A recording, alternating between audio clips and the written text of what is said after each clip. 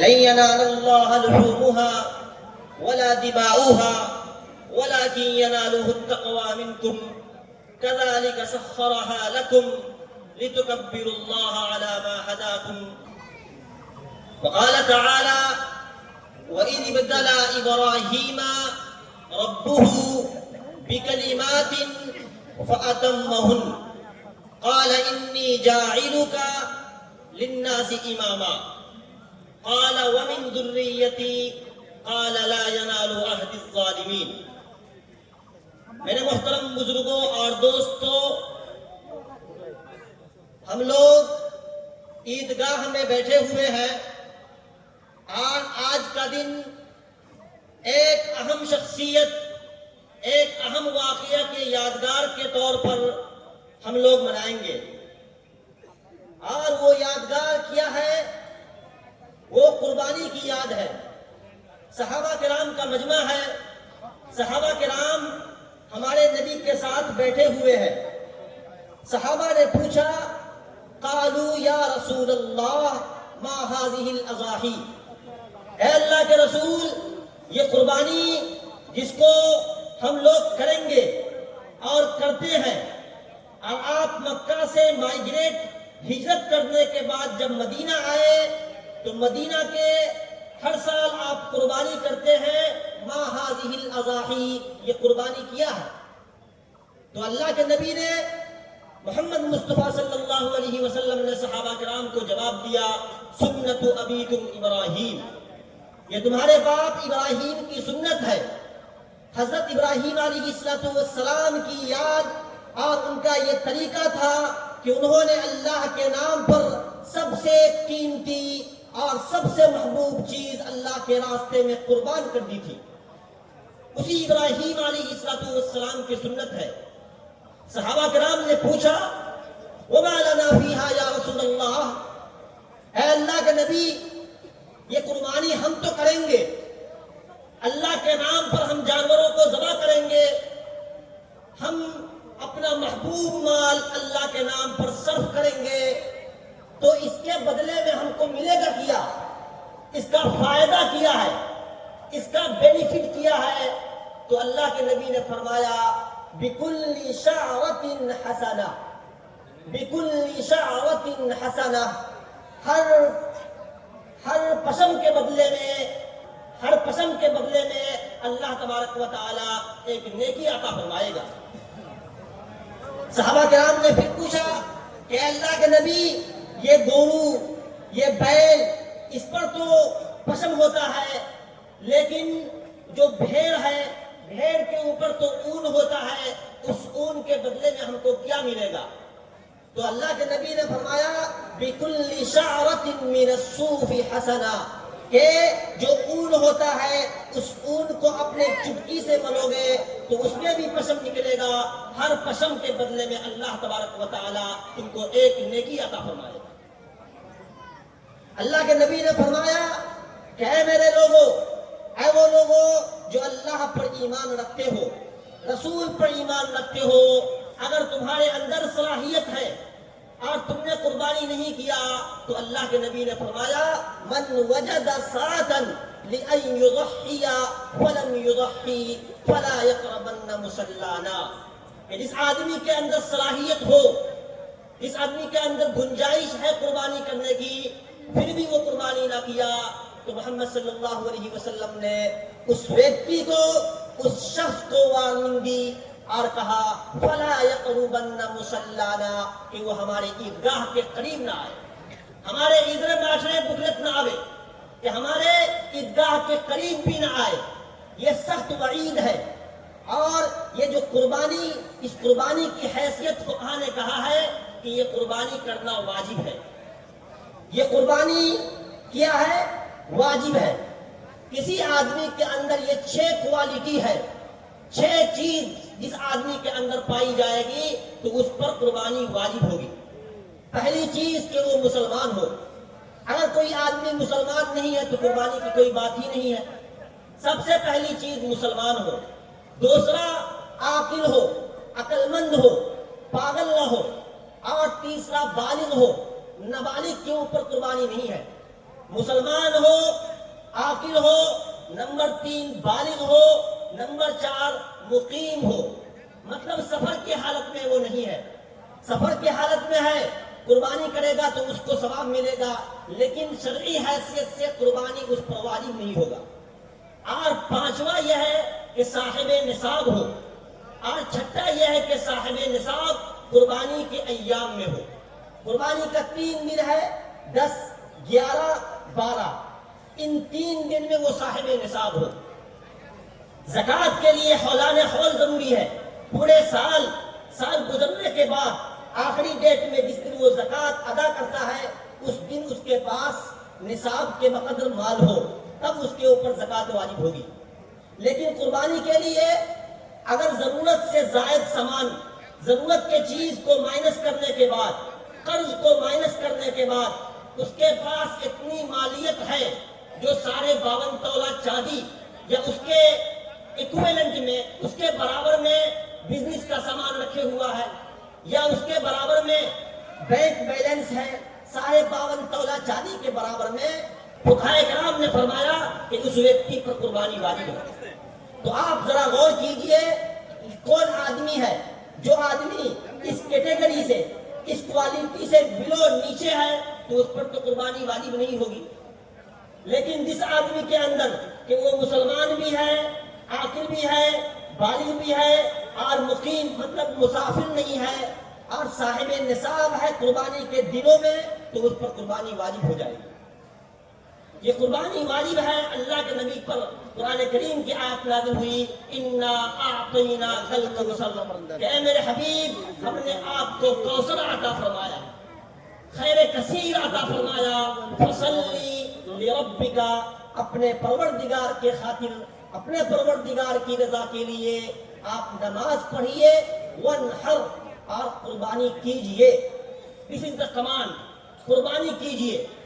یہ دراصل اللہ تبارک و تعالیٰ نے اپنے حبیب کو ایڈریس کیا، مخاطب کیا، لیکن پیغام اور میسج اللہ کے نبی کے امتی کو دینا تھا کہ اے لوگوں، جس کے پاس مسلمان ہے، اللہ پر اور رسول پر ایمان رکھتا ہے، اور وہ مقیم بھی ہے، مسافر نہیں ہے، صاحب نصاب ہے، قربانی کا دن وہ پا رہا ہے، تو پھر اس کے اوپر قربانی کرنا واجب ہے. یہ قربانی یہ کیا ہے، یہ قربانی اس کا بیک گراؤنڈ کیا ہے. کہ اس کا بیک گراؤنڈ جیسے میں نے آپ کے سامنے ابو داؤد شریف کی حدیث بتائی کہ اللہ کے نبی نے فرمایا کہ یہ تمہارے باپ ابراہیم علیہ السلام کی سنت ہے. یہ ابراہیم علیہ السلام ان 5 پیغمبروں میں سے ایک پیغمبر ہے جو اولو العزم، جو 5 اسٹار پروفیٹس تھے، 5 بڑے پیغمبر تھے، ان میں سے ایک ابراہیم علیہ السلام ہے. یہ ابراہیم علیہ السلام اولو العزم پیغمبر میں سے ایک ہے. حضرت نوح علیہ السلام، حضرت ابراہیم علیہ السلام، حضرت موسیٰ علیہ السلام، حضرت عیسیٰ علیہ السلام، اور سید الانبیاء محمد صلی اللہ علیہ وسلم، یہ 5 بڑے پیغمبر ہیں. ان میں سے ایک ابراہیم علیہ السلام جن کو ابو الانبیاء، جد الانبیاء، تمام پیغمبر کے باپ، یہ اس کا ٹائٹل، ان کا لقب دیا گیا. اور یہ ہیں، ان کے بارے میں آتا ہے کہ ان کی پوری زندگی، ان کی پوری لائف ٹیسٹ سے، ایگزامین سے اور اللہ تبارک و تعالیٰ کی طرف سے ایک امتحان سے بھرا ہوا ہے. وَإِذِ ابْتَلَىٰ إِبْرَاهِيمَ رَبُّهُ بِكَلِمَاتٍ، اس آیت کی تفسیر میں مفسرین نے لکھا ہے کہ کم و بیش 30 ایسے ٹیسٹ تھے، 30 ٹیسٹ، 30 ایسے ایگزام تھے جو اللہ تبارک و تعالیٰ نے اپنے خلیل ابراہیم علیہ السلام کا لیا. اللہ تبارک و تعالیٰ کی خوشنودی کے لیے انہوں نے اپنے باپ کو چھوڑ دیا، اللہ کی خوشنودی کے لیے انہوں نے اپنے قوم کو چھوڑ دیا. اللہ کی خوشنودی کے لیے، اللہ کی خاطر، اللہ کی رضا کی خاطر بادشاہ کے سامنے مقابلہ ہوتا ہے، بادشاہ سے مقابلہ ہوتا ہے، ڈیبیٹ ہوتا ہے، اور اس کے جرم میں بادشاہ اس کے لیے سزا کو متعین کرتا ہے.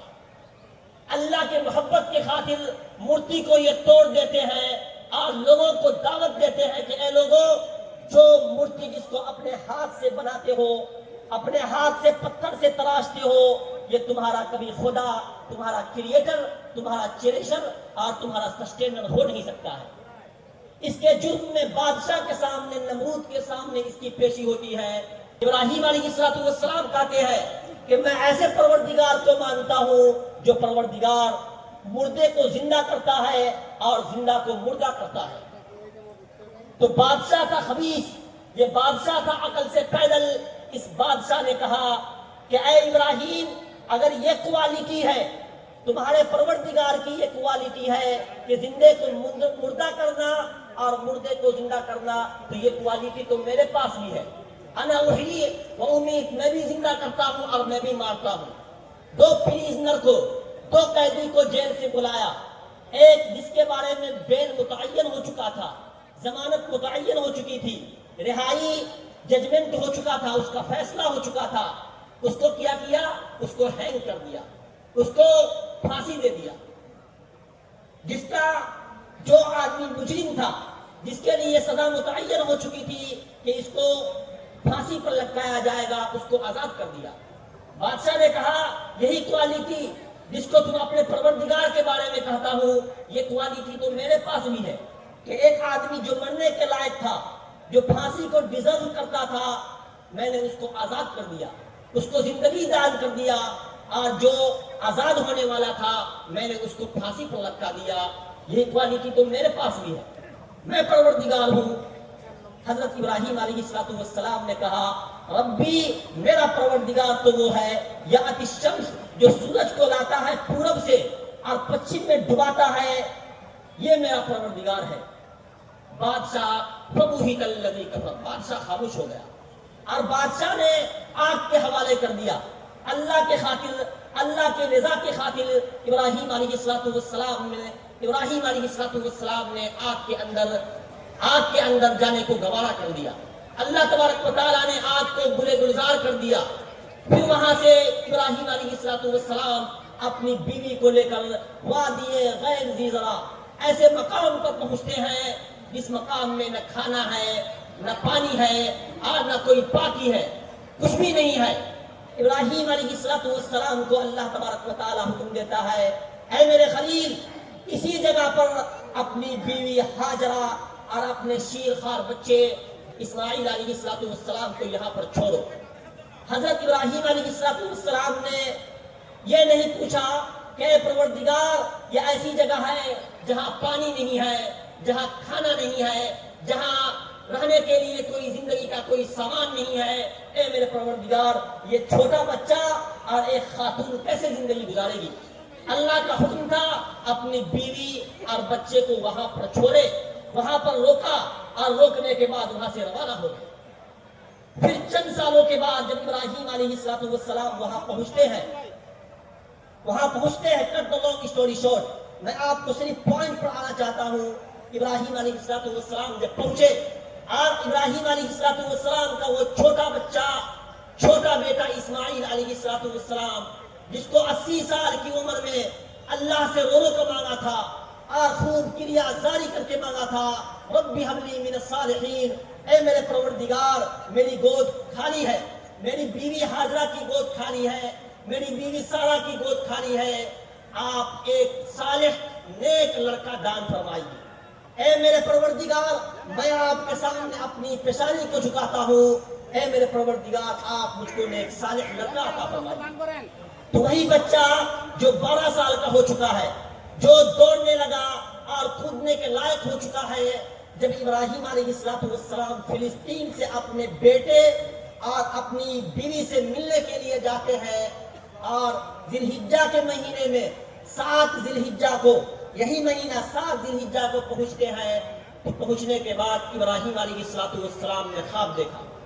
7 ذی الحجہ گزرنے کے بعد جو رات آئی، اس رات میں ابراہیم علیہ السلام نے خواب دیکھا کہ اللہ تبارک و تعالیٰ کی طرف سے یہ مطالبہ ہو رہا ہے، یہ ڈیمانڈ ہو رہا ہے کہ اے ابراہیم، جو تمہاری سب سے اچھی چیز، سب سے پریشس اور سب سے محبوب چیز ہے، میرے نام پر قربان کرو۔ 8 ذی الحجہ کو ابراہیم علیہ السلام بیدار ہوتے ہیں اور اپنا 100 اونٹ اللہ کے راستے پر قربان کر دیتے ہیں۔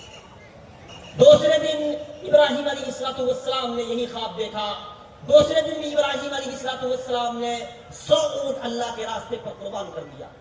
تیسرے دن 10 ذی الحجہ کی جو رات ہے، 9 ذی الحجہ جو رات گزری ہے، اس رات میں جو رات گزری ہے، اس رات میں ابراہیم علیہ السلام نے خواب دیکھا۔ کیا خواب دیکھا؟ انی اذبح اسماعیل، کہ وہ اپنے بیٹے اسماعیل کو ذبح کر رہے ہیں۔ صبح ہوئی، صبح ہونے کے بعد ابراہیم علیہ السلام نے اپنے بیٹے سے کہا، یا بنیا یا بنیا انی ارا فی المنام انی اذبحک فانظر ماذا تری۔ اے میرے بیٹے، اے میرے لختے جگر، اے میرے دل کے ٹکڑے، اے میرے نور نظر، رأیت فی المنام، کل رات میں نے سپنا دیکھا ہے، انی اذبحک، کہ میں تمہارے گردن پر چھری چلا رہا ہوں، فانظر ماذا تری، واٹ از یور اوپینین، تمہاری رائے کیا ہے، تمہارا سجیشن کیا ہے اس کے بارے میں۔ ابراہیم علیہ السلام اپنے بیٹے کا ٹیسٹ لے رہے تھے، یہ نہیں کہ بیٹا سے مشورہ کر رہے تھے، یہ بات نہیں تھی کہ جب اللہ نے ہم کو خلیل بنایا ہے تو کیا میری اولاد اللہ کے لیے اپنی جان قربان کر سکتی ہے کہ نہیں۔ ایز اے ٹیسٹ ابراہیم علیہ السلام asked the question فانظر ماذا تری، what is your opinion۔